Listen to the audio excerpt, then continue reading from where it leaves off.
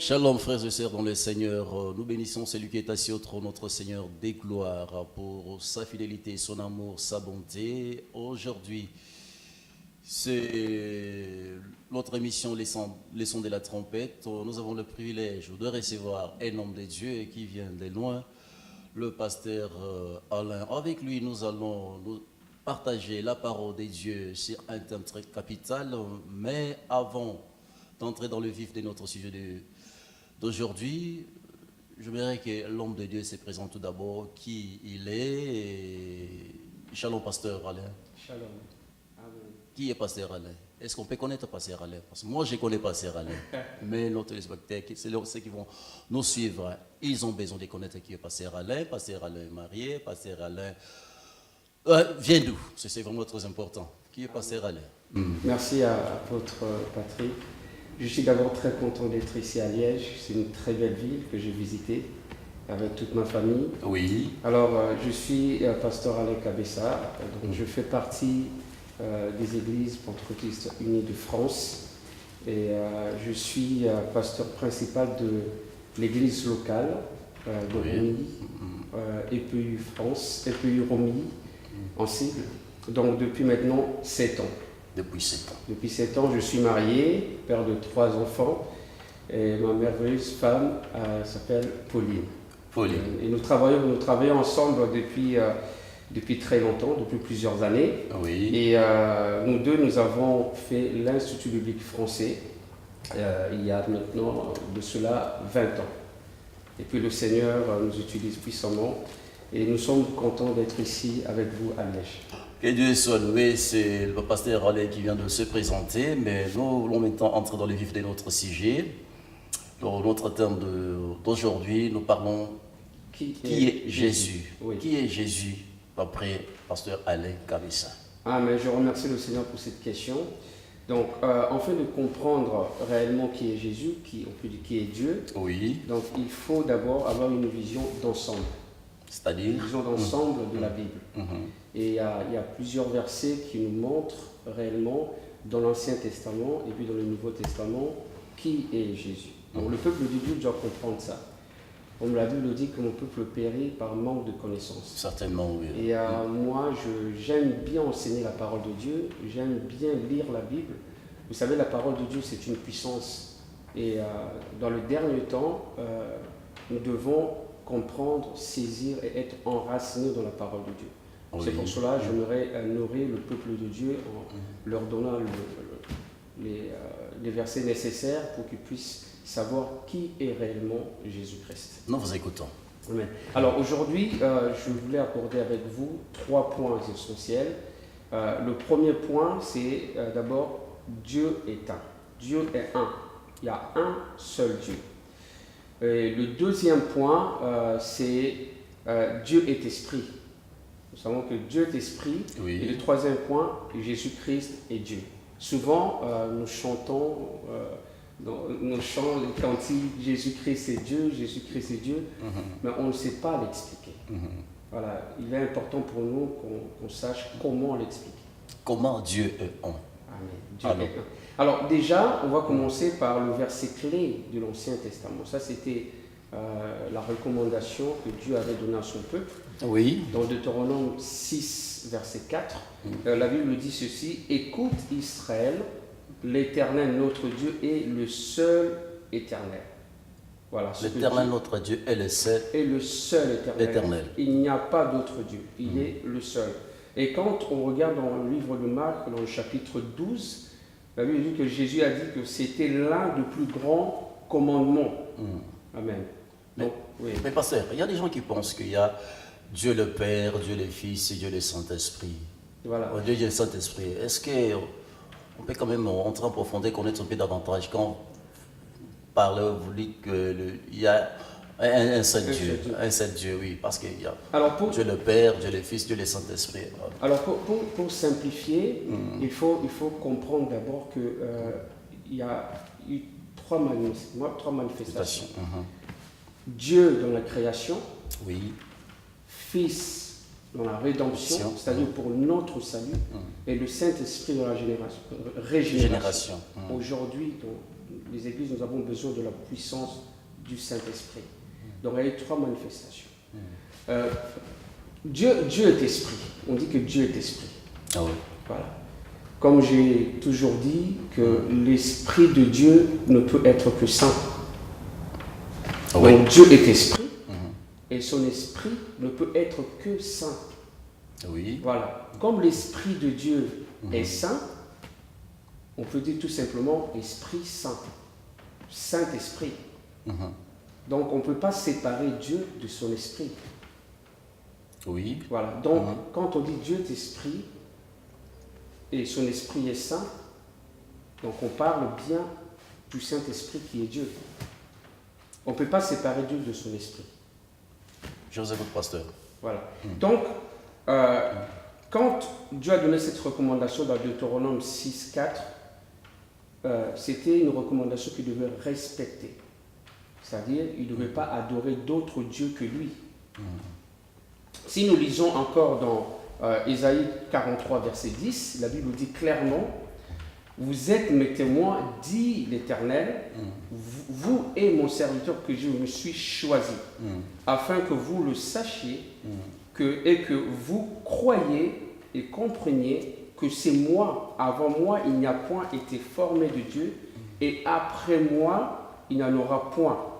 C'est moi, moi qui suis l'Éternel, hors moi, il n'y a point de sauveur. » On parle déjà du sauveur. Oui. Et nous savons très bien qui est le sauveur. Amen. Amen. Jésus-Christ est le sauveur. Jésus-Christ est le sauveur. Alléluia. Alors, pasteur, moi je les ai bien suivis. Mais il y a des personnes à l'époque parlaient que donc, chaque peuple avait son Dieu.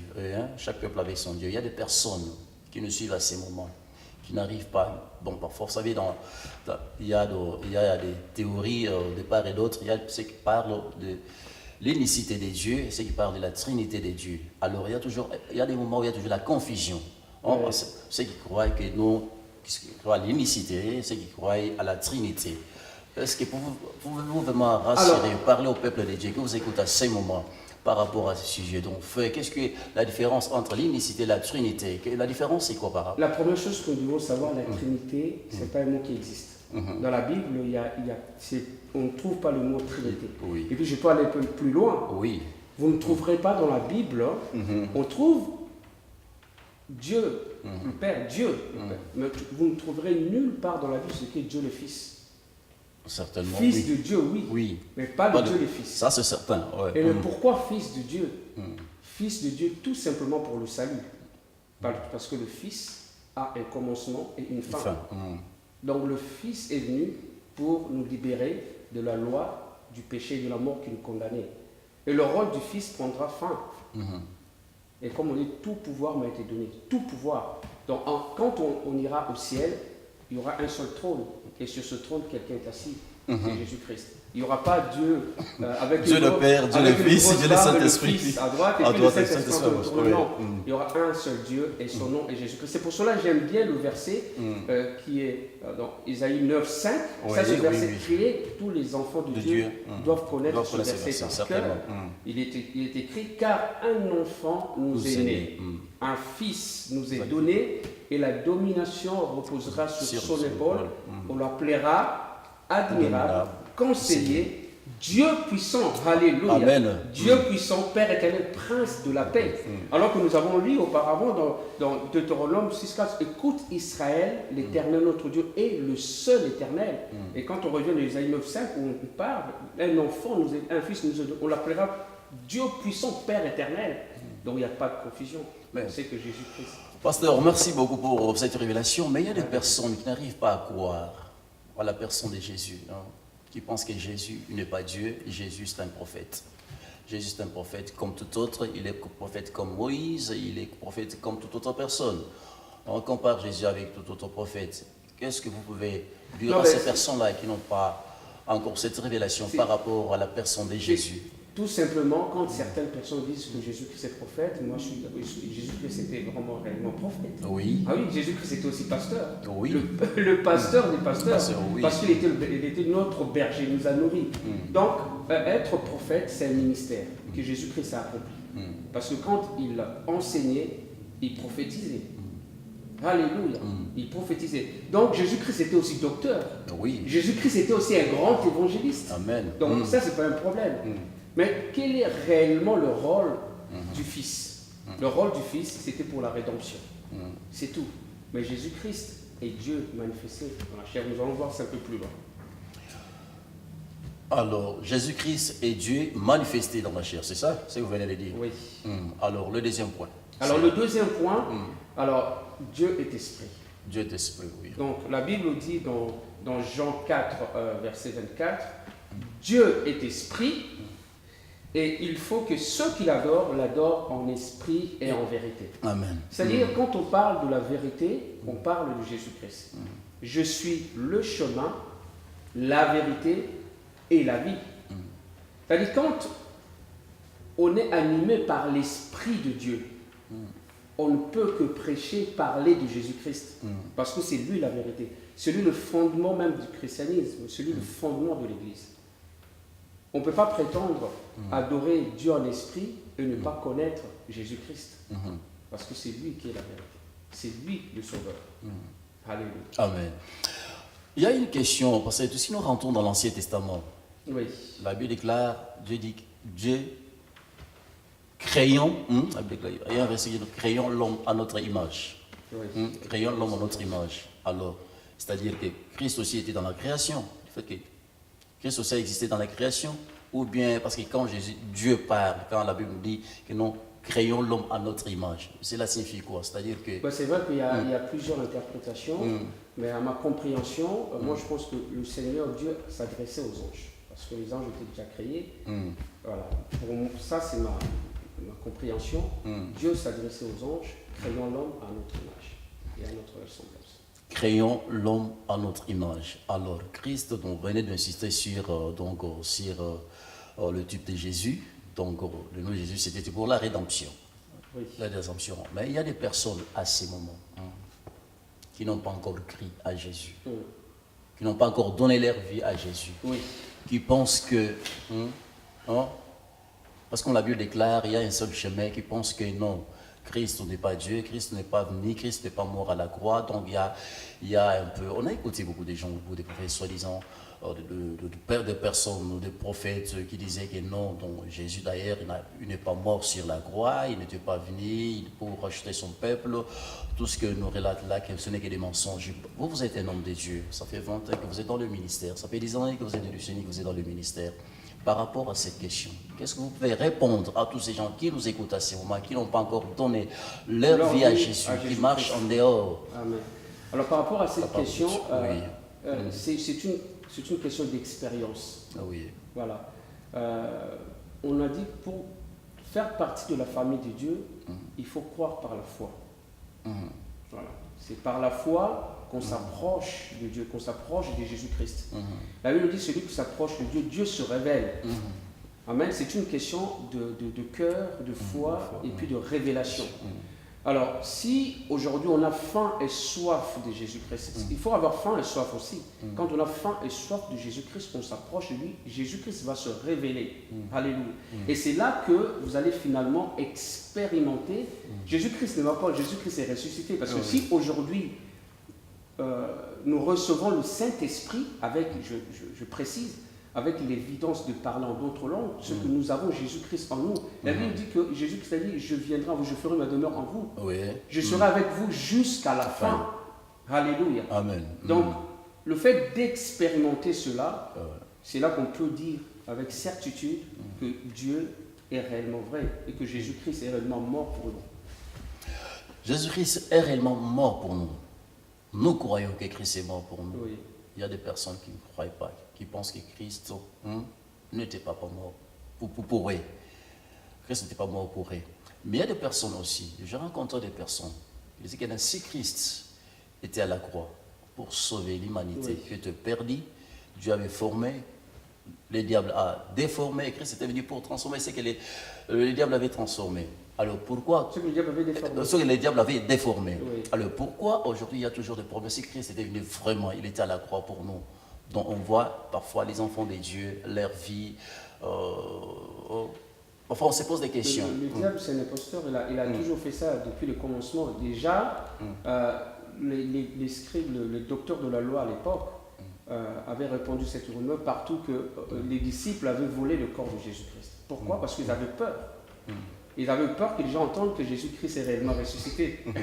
Mais depuis, les gens qui connaissaient la loi, même plus que nous aujourd'hui, qui maîtrisent la loi, ils voulaient camoufler cette vérité. Et ça a toujours été ainsi. Aujourd'hui, si vous allez malheureusement dans certaines églises, on ne parle même plus de la croix. On ne parle même plus du sang de Jésus-Christ, parce que c'est là qu'il y a la puissance. Donc le diable veut enlever dans les églises la vérité sur la puissance de la croix. Si on enlève la croix, on enlève la puissance de la croix, il n'y a plus de rédemption. Il n'y a plus de salut possible. La croix représente quoi pour les chrétiens? La croix pour nous représente la mort. C'est à la croix que le Seigneur a écrasé la tête du serpent. Oui. Et c'est là que nous avons obtenu cette victoire. Alors, je reviens à la question que vous avez posée tout à l'heure concernant le salut, c'est très capital. Pour être sauvés, ceux qui nous suivent aujourd'hui, pour être sauvés, il y a un plan du salut. Dans Acte 2, à partir du verset 37, il est écrit que Pierre a prêché la parole. Les gens qui étaient là, ils avaient le cœur vivement touché. Et ils ont posé la question, Pierre, homme, frère, que ferons-nous? Il est écrit que Pierre leur dit, repentez-vous et que chacun de vous soit baptisé au nom du Seigneur Jésus-Christ pour le pardon de vos péchés et vous recevrez le don du Saint-Esprit. Car la promesse est pour vous et pour vos enfants et pour tous ceux qui sont au loin et en aussi grand nombre que le Seigneur, notre Dieu, les appellera. Qui? C'est nous. Oui. Nous appelons aujourd'hui. Donc la première chose, il faut croire. Il faut croire par la foi. Et la deuxième chose, il faut demander pardon au Seigneur. Je dis, Seigneur, je ne savais pas, maintenant je le sais. Seigneur, je vais te donner ma vie.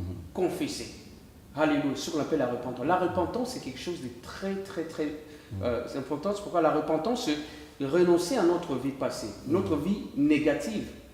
Et si par exemple, vous étiez voleur, vous avez volé, et la repentance, c'est restituer aussi ce que vous avez volé. La repentance doit être profonde et complète. Et après cela, le Seigneur nous donne cette promesse du baptême du Saint-Esprit. Mais, par contre, le baptême d'eau au nom du Seigneur Jésus-Christ par immersion, c'est à vous de décider. C'est à vous de le vouloir. C'est avoir faim sur le Seigneur, je vais être sauvé. Parce que tu reviens bientôt chercher ton église. Après, la promesse du Saint-Esprit, c'est un cadeau. C'est pas, on ne mérite pas. C'est tout simplement un cadeau. Le Seigneur nous donne ce cadeau et nous n'avons qu'à prendre ce cadeau. Seigneur, remplis-moi de ton esprit. Et quand le Seigneur remplit du Saint-Esprit, il y a un signe. On parle en d'autres langues. On ne maîtrise pas cette langue. Oh, pasteur, quelle est la différence, quelle est la différence entre le baptême par immersion et le baptême de feu, par exemple? Parce que dans la Bible, on parle de baptême de feu, baptême par immersion, baptême dans le Saint-Esprit. Est-ce que vous pouvez-vous, parce que nous parlons sur qui est Jésus. Oui. Alors, le baptême de feu, c'est quoi? Et le baptême du Saint-Esprit, et le baptême par immersion, ça symbolise quoi pour les chrétiens et pour tous les amis qui nous suivent? Oui. C'est vrai que Jean-Baptiste avait dit que celui qui est en premier au baptême du Saint-Esprit et du feu, Jean-Baptiste avait dit ça, mais le baptême par immersion représente la mort de Jésus-Christ. Donc, nous mourrons avec Christ dans les eaux de baptême. C'est le on a parlé d'immersion, c'est-à-dire tout le corps doit être plongé dans l'eau. Vous savez d'où on vient, la plupart d'entre nous, on met des gouttes. Ça, c'est pas un bon baptême. Le vrai baptème, c'est-à-dire tout le corps doit être plongé dans l'eau. On met les gouttes, on traverse les drapeaux, on traverse le feu. et cela représente la mort de Jésus-Christ. Donc nous mourons avec Christ et en sortant de l'eau, nous ressuscitons avec Christ. Alléluia. Amen. Avec une nouveauté de vie. Donc aujourd'hui, ceux qui nous suivent, je ne vous demande pas de vous baptiser, rebaptiser. Je vous demande seulement de corriger. De corriger. C'est pour votre salut. Corriger, par exemple. Maintenant, corriger, c'est-à-dire de faire ce qui est biblique. Voilà, de se faire baptiser au nom de Jésus-Christ par immersion, pour le salut. Mais on voit aussi, on baptise les petits-enfants. Il y a dans Le- certaines la églises, Bible dit- on baptise aussi les petits-enfants. Donc, monsieur, est-ce qu'il y a. C'est pas d'après la Bible. La Bible dit, Oui. la Bible dit, je n'ai pas la référence qui vient en tête, mais la Bible dit que le baptême, c'est un engagement d'une bonne conscience. Science, oui. Voilà. Donc un bébé n'a pas de conscience. Un bébé n'a pas de conscience. Il n'a pas de conscience de bien et du mal. Un bébé n'a pas de Discerner conscience. le bien et le mal. Voilà. Oh, ce téléspectateur, vraiment, c'est vraiment édifiant. Bon, parce qu'il y a de bébés qui naissent, qui sont baptisés. Oh non, c'est écrit dans la Bible, mais l'homme de Dieu vient de nous éclairer par rapport à cette question sur les baptêmes des enfants. Nous poursuivons notre émission avec le pasteur Alain, qui vient de la France. Pasteur Alain, par rapport à la repentance. Oui. Quelle différence y a-t-il entre la repentance et la conversion? Parce que c'est un problème. Parfois, il y a la conversion et la repentance. La repentance, c'est quoi? La conversion, c'est quoi? Alors, On peut se convertir 1000 fois, on peut se... Donc, expliquez-nous, pasteur. alors c'est vrai que quand on se convertit, Jésus-Christ règne. Oui. Jésus-Christ prend le contrôle de notre vie. Jésus-Christ contrôle notre âme, notre esprit et notre corps. La conversion, c'est une question de temps. La conversion, c'est graduel. Oui. Certaines personnes qui viennent à l'église, ils apprennent très vite. Ils apprennent très vite, c'est aussi par rapport à leur passé. Par rapport à ce qu'ils apprennent, ils grandissent très vite. Voilà. D'autres personnes ne grandissent pas très vite parce que les racines sont tellement enfouies. Oui. Ils doivent rentrer en profondeur pour déraciner tout ce que leurs aïeux avaient contracté. Donc, c'est un travail de longue haleine. Voilà. La repentance, c'est quelque chose qui peut se faire en quelques minutes, si le cœur de la personne est vraiment sincère. La repentance, premièrement, c'est de regretter sa vie passée sans Dieu. Sincèrement, demander pardon au Seigneur. Dire, Seigneur Jésus-Christ, longtemps j'ai marché sans toi. J'étais dans l'ignorance, mais aujourd'hui je viens devant ton trône, devant toi pour me repentir. Je me repens de toutes mes fautes. Je me repens de tout ce que je pensais, toutes mes pensées mauvaises. Et aujourd'hui, je te donne ma vie. Sanctifie-moi, purifie mon cœur, change ma vie. C'est pour cela que j'aime beaucoup ce verset dans Proverbe 23, verset 26. Le Seigneur dit, mon fils, donne-moi ton cœur. Donc aujourd'hui, le Seigneur a besoin de votre cœur. Alléluia. Vous devez donner votre cœur au Seigneur, sincèrement. Et regretter votre vie passée. Il dit, Seigneur, maintenant, je t'appartiens totalement. Et je veux marcher avec toi.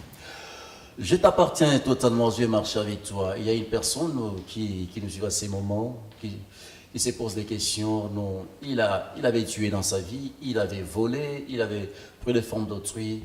Parfois, il marche avec la culpabilité, il se pose des questions. Est-ce que si je donne ma vie au Seigneur aujourd'hui, est-ce que le Seigneur peut me pardonner? Est-ce que le Seigneur peut me recevoir? Pouvez-vous rassurer cette personne-là, pasteur? Alors, je vous rassure aujourd'hui que Jésus-Christ a fait grâce même à ce voleur qui était cloué à la croix.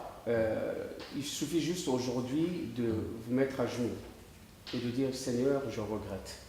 Aujourd'hui, je vais te donner ma vie. Sincèrement. Tout seul, là où vous êtes, vous pouvez lever vos mains et fermer vos yeux et prier. Et dites, Seigneur, viens dans ma vie. Change-moi. Révèle-moi les choses cachées que je ne connaissais pas, que je ne connais pas jusqu'à présent. Parce que je veux marcher avec toi dans une nouveauté de vie. Le Seigneur est prêt à le faire. Le Seigneur oubliera même vos péchés si vous vous repentez sincèrement. Parce qu'il est Dieu, il est miséricordieux. Il est venu chercher et sauver ceux qui étaient perdus. Il est venu sauver et chercher ceux qui étaient perdus. Ça, c'est Jésus. Le seul, le vrai, le véritable, l'incomparable, l'imbattable. Il est Dieu, il restera Dieu. Pasteur, nous poursuivons notre émission. Amen. Donc, nous sommes sur le troisième Troisième point, Jésus-Christ est Dieu. Jésus-Christ est Dieu. Pourquoi Jésus-Christ est Dieu? Amen. Nous allons lire une écriture dans 1 Timothée 3, verset 16. Oui. J'aimerais bien que vous mémorisez aussi ce verset parce que la parole de Dieu, c'est une épée. Ok. Nous combattons avec la parole. Oui. La Bible dit que, et sans contredit, le mystère de la piété est grand. Oui. Dieu a été manifesté en chair, Mm. justifié par l'Esprit, vu des anges, prêché aux gentils, c'est-à-dire aux païens, cru dans le monde et élevé dans la gloire. Alléluia. Amen. Amen. À lui appartient qu'on a toute la plénitude de la divinité. Voilà. Donc, Jésus-Christ est Dieu. Nous lisons aussi dans 2 Corinthiens chapitre 5, verset 19, la Bible dit « Car Dieu était en Christ, réconciliant le monde avec lui-même. Car Dieu était en Christ. Amen. Réconcilier le monde avec lui-même. Avec lui-même. Oh oui. Ça veut dire C'est-à-dire, Jésus-Christ, l'œuvre qu'il a accomplie à la croix est maintenant le pont entre le monde du péché et la félicité, c'est-à-dire là où on va partir, le lieu du repos, du salut. Donc aujourd'hui, si vous voulez être sauvé, vous devez passer par la croix. Ah oui. Pas passer par Mukuna, Kadima, non, par Mukuna la Dieu, croix. Mukuna, Kadima Dieu. Par la croix. La croix nous garantit le salut. La croix nous justifie. La croix nous sanctifie. Oui. C'est seulement par Jésus-Christ que nous pouvons parvenir au salut. Acte 4.12, oui. il écrit qu'il n'y a de salut en aucun autre nom. Oui. Amen. Il y a de salut qu'au nom de Jésus-Christ. Alors, il y a des personnes qui se déclarent Dieu. Oui. Une personne qui déclare Dieu, moi je suis Mukuna Dieu, moi je suis Kadima Dieu. Hein? Il y a des gens qui ce programme des dieux dans ce siècle-ci. Qu'est-ce que vous pouvez leur dire à ce moment? Parce qu'il y a des gens qui pensent que non, parce qu'il y a plusieurs dieux. Non, Mukuna Dieu a existé, on a connu Mukuna Dieu, au Congo, on a connu Kadima comme Dieu. Alors. Notre Dieu est jaloux. Nous devons faire attention quand nous déclarons ce genre de choses. Par rapport aux Écritures que nous avons lues, oui. Lui-même dit qu'il n'y a point d'autre sauveur que moi. Nous sommes tous des instruments, des serviteurs inutiles, sauvés par grâce. Nous ne méritons rien. Si aujourd'hui, Dieu nous a fait grâce et nous faisons partie de ce plan du salut, c'est parce que lui-même, il s'est choisi cette voie. C'est-à-dire, nous sommes ouvriers avec Dieu. Le fait que Dieu nous utilise, que ce soit pour faire des miracles, que ce soit pour délivrer les gens, que ce soit pour faire toutes ces choses-là, ne fait pas de nous des dieux. Nous resterons toujours des serviteurs inutiles, sauvés par grâce. Sauvés par grâce. Voilà. Qui dit sauvé? Parce que quelle est la différence entre le christianisme et d'autres? Est-ce que le christianisme, est-ce que c'est une religion? Non. Comme tant d'autres. Et quelle est la différence entre le christianisme et d'autres religions? Le christianisme, ce n'est pas une religion, c'est une expérience. Oui. Voilà. Une religion, c'est quand on fait tout le temps la même chose. Et vous savez, nous venons tous dans cette église que vous connaissez tous. Oui. On avait des rituels. Oui. On faisait tout le temps la même chose. C'est rare qu'on puisse lire la Bible. Et voilà, la répétition, ce n'est pas une vraie expérience. Quand on reçoit Christ dans sa vie, on expérimente réellement le vrai salut. Pour moi, je résume le christianisme en un seul mot. Recevoir Jésus-Christ comme son Seigneur et son Sauveur personnel. D'abord, quand on reçoit Christ comme son Seigneur et son Sauveur personnel, c'est là que Christ maintenant a commencé à marcher avec toi, à te révéler certaines choses, à te guider parce que Jésus-Christ est la lumière. Amen. Amen. Donc nous avons besoin de cette expérience que nos auditeurs peuvent lire tous les chapitres des Actes des Apôtres. chapitre 1, chapitre 1 et chapitre 2 pour comprendre cette expérience. C'est-à-dire l'expérience de recevoir le Saint-Esprit, c'est de recevoir Christ. Et c'est ça qui permet à un chrétien de marcher de gloire en gloire et de victoire en victoire. De marcher de gloire en gloire, de victoire en victoire. Pasteur Alain Kabessa, vous parlez de Jésus, l'expérience avec Jésus. Vous venez de dire que le christianisme, c'est une expérience avec Jésus. Oui. Mais comment Pasteur Alain Kabessa a expérimenté Christ dans sa propre vie et dans sa propre famille? Amen. C'est vrai qu'à l'âge de 7 ou 8 ans, oui. Mon père me parlait tout le temps. Il me disait, mon fils, j'aimerais bien que tu deviennes prêtre. Ah oui. Mon père était responsable des intellectuels de l'Église catholique. Vous savez comment tous nos parents, à l'époque, voulaient que les enfants aillent plus loin. Et mon père, c'est vrai que par rapport à son expérience, il avait quand même une semence dans mon cœur. Il a dit, mon fils, j'aimerais bien que tu deviennes prêtre. Alors moi, sachant que les prêtres ne peuvent pas se marier, je dis non, moi ça ne me convient pas. Ah oui. Alors, mais c'est marié en cachette.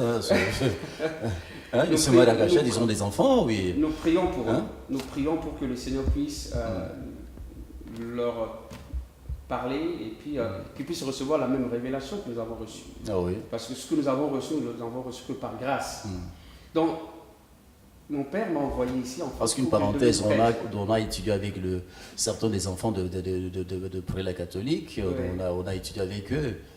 Oh, bon, ok, c'est une parenthèse, pardon. Donc je vous laisse la parole, pasteur. Donc voilà, et quand je suis arrivé ici en France, et voilà, mes frères et sœurs m'ont accueilli, et puis j'étais très content. Et à un jour, j'étais parti visiter ma soeur, et là j'ai vu une dame.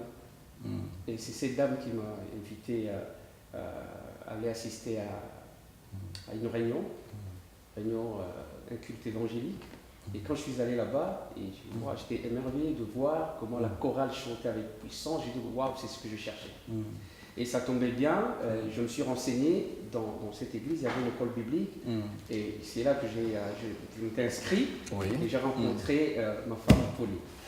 Voilà, vous aviez rencontré maman Pauline à l'école biblique. Ouais. Oh, gloire au Seigneur, l'expérience avec le Seigneur. Mais si Jésus est Seigneur, si Jésus est Dieu, vous êtes pasteur, vous venez de quelque part du Congo démocratique, la RDC. La RDC aujourd'hui vit dans une situation terrible, de misère. Rien ne va, rien ne marche au Congo. Vous êtes ressortissant de ce pays-là.